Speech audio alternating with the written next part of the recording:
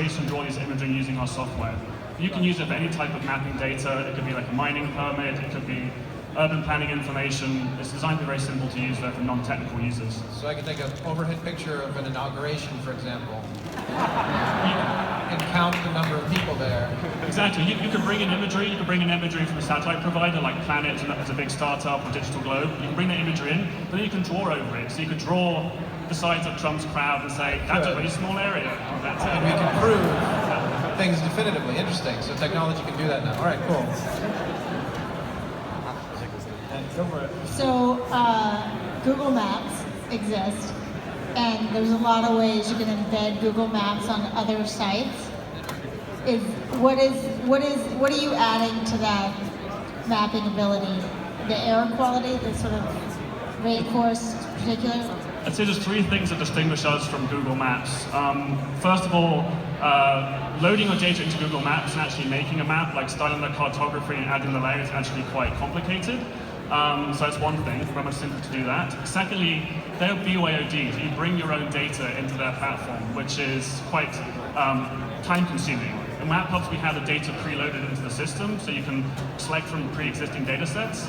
And thirdly, we work with OpenStreetMap. And Google's really good for like New York and Washington and maps of like, important commercial areas. You're trying to map in Africa, parts of South America, there's no maps. And OpenStreetMap, they map some of the more remote parts of the world where we have our clients and operate. What is the business model? How do you make money? Currently we're funded by our own investments and also our existing clients. We install MapHubs both as an in-premise system, also on-premise system, or as a cloud, as like a private mapping system. But we're currently building what we call the GitHub of maps, which is basically a pay for privacy. We realize a lot of people in the mapping world, they want to share data and make maps, but they want also privacy as well, particularly on more sensitive issues. So we want to encourage data sharing, but also have a model where you pay for privacy. So what does it cost to make a map? The cost? So if we're installing a system, we charge around $10,000 for the first year. There's often a system which is running in the cloud, bespoke data set, customized icons and labels. For the cloud service, we're still working out exactly what the tiers are going to be.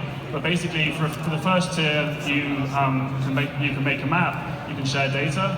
But the minute you want one map or two maps with just privacy, you'll pay, it could be like $25, $50 a month. If you're doing an on-premise installation, what is the update process like? Because I can imagine if I'm making a map and that geography has changed in some way and I don't have the update, that I could make some pretty serious mistakes. I think it really depends upon how much security you have. So one of our clients would have to go on-premise and actually install and update the software because they have running off the local server.